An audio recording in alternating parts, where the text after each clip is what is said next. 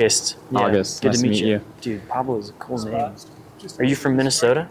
No, my dad is, which Okay. is, I grew up in Austin, Texas. If you Oh, know cool. what that is. Yeah, I grew up in San Angelo, Texas, Oh, West yeah. Texas, San and Angelo. then went to Texas A&M. So. Texas, yeah. That's where my sister goes. Oh, cool. Okay, cool. So Pablo, we're just out asking people for some different perspectives on campus today. So what do you think is the role of government? Like, what does it exist to do? Well, from my understanding, it exists to like help the people. Mm-hmm. Like at least in the United States, it's like it's supposed to like work for the people. Yeah. And then obviously like establishes it does many things, like establishes like an economy. Sure. I mean, the economy has a lot of factors to it, but I think the government has like the country's economy is established by the government. Mm-hmm. And then also it's like structures all like the systems that we have in place for democracy. Yeah. So like the way we vote for like the House, or I guess the president coming up. Sure. Yeah. So kind of systems in place for those things. And also the military, of course. Yeah. Cool. So like how should the government determine who to help versus who not to? Oh, this is controversial. Well, I think first it needs to take care of its citizens. Okay. First and foremost, like obviously, because I'm a naturalized citizen. Okay. So where are you from? I'm from Mexico. I was born there. Yeah. But it's like obviously like if I'm just a resident, like maybe I shouldn't be taken as care of as the citizens. Sure. And then, well, that's just my opinion. And then maybe like, I mean, I don't know. It'd be like some ranking system. I don't think it should be a ranking system, but like, if there's like, for example, like the stuff happening out in Florida or California with the hurricanes, like I say, like, we need to like send resources to those people because like those people like need it more than maybe like us in Colorado right now. Sure, right. Or helping the people in Ukraine versus helping Florida, North Carolina. Yeah, I think like obviously like if I don't really know what's going on with that. Like I hear like, oh, we don't have money for the people in Florida because of the Ukraine stuff, but I think like obviously like we need to take care of our own first, and then if we have the resources, I'm like, okay, sure, let's help everyone else. But yeah, sure, okay.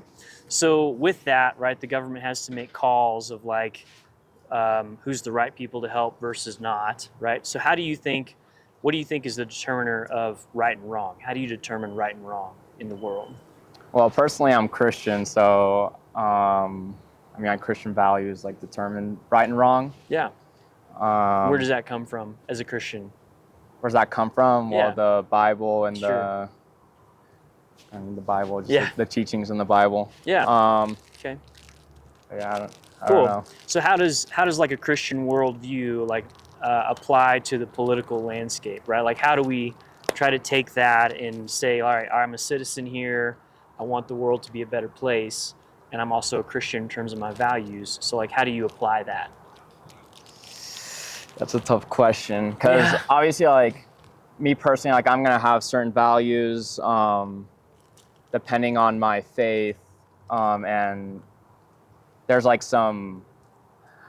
to some people there's gonna be some gray area in the political scene, such as like reproductive rights. Like for some people that's gonna be like they're gonna be on the other side as maybe a Christian would. Sure. But I think as a person who's voting, if you really like truly believe that this is right and this is wrong, like you kind of have to vote based on those values. Yeah, according to that, right? Unless I don't know. Sure. That's just my opinion. Yeah, right. Because I think right now it's on the ballot for abortion to be put into the Colorado State Constitution as being a right. So do you think your Christian values come into determining on how you vote on that?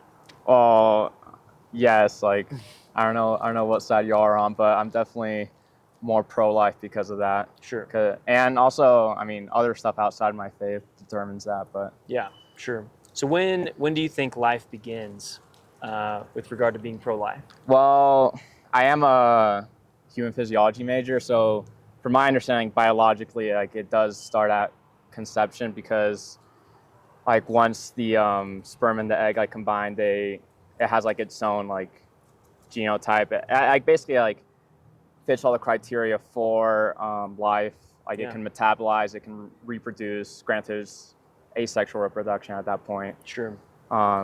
It can grow. So like to me, I mean, from my understanding, biologically it starts at conception. But. Yeah. Cool. Okay. Sweet. Well, yeah, like we're Christians, we're pro-life guys, so I try to let people air out their opinions without being, biased or anything like that. But yeah, we're totally I agree with that perspective. So, anything else to add? Ask me what happens when you die. Okay. What happens when you die? Yeah. What do you think happens when you die, Pablo? Well, depends.